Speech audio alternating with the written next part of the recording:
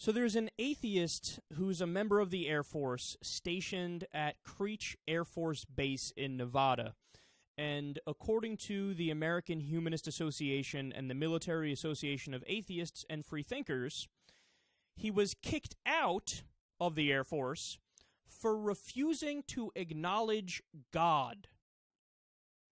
So what happened is he was forced to take an oath that included the words, "So help me God," and he told the authorities, "Look, I don't believe in God, so this isn't a form I'm comfortable signing. I want to be in the Air Force. I signed up for the Air Force. I'm here to serve and protect, but this isn't my belief system, and it would be wrong of me to sign it because it's not my belief system. And also, isn't this a government agency? You're putting 'So help me God' on a government form. That appears to be a violation of separation of church and state.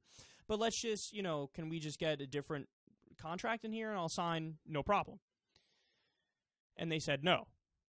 So he crossed it out and then signed, and the Air Force went, we're not having that. So they refused to not only accommodate and give him a different form of the contract or allow him to join the Air Force, they kicked his ass out. They said, "Sign it or leave." So what's the legal reality of the situation? Well, it goes without saying, quote, "The government cannot compel a non-believer to take an oath that affirms the existence of a supreme being." I mean, that's obvious. The whole point of the United States of America is that you have freedom of thought and freedom of speech and freedom to believe however you deem fitting, whatever coincides with who you are. But they said, no, you have to affirm that you believe in God on this legal form, or you're not allowed to be in the military. So you've basically banned atheists from the military in a de facto roundabout way. I mean, this is wildly illegal and wildly unconstitutional, and again, he's fired over it, which is inexcusable. Now, understand something. Some people are going to say that, and I think this is an understandable position when people say, whatever, I'm an atheist, I'm an agnostic, I'm a secularist, but if you're in the military, just sign it real quick. If you're in the Air Force, just get it over with. You don't actually, there's no test that goes hand in hand with just how much do you believe in God? Now take this new test.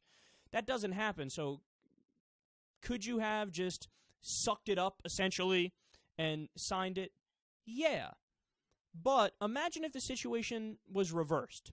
So imagine if in the United States of America, you had forms where to join the military or the Air Force or the Navy or whatever, you have to affirm that you don't believe in God. You have to affirm that you think they're all myths, just like fairies and the tooth fairy and the Greek gods and the Roman gods, and it's an invisible man in the sky that doesn't exist, and it's silly, and you are pledging to be rational and logical and objective, and you're pledging to atheism and agnosticism. What would happen? It would be an outcry. Fox News would cover it for a year and a half straight, outraged every single night. I think the whole country would be outraged. You're going to make these poor kids sign a statement that they don't agree with, that doesn't coincide with their beliefs? That's fucked up, man. That's not what the United States of America is about. But when you flip the script, well, now all of a sudden, fucking atheist, he doesn't believe in this team-building exercise, and he doesn't sign the form that we all sign. How dare he? What an outcast. What a bad person. No. You're the bad people. You're the bad people.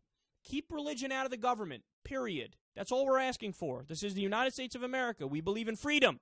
We believe in freedom. We don't believe in a Christian theocracy. We're not the Christian version of Saudi Arabia, or at least we're not supposed to be. But with your actions like this, it appears like we're moving in that direction.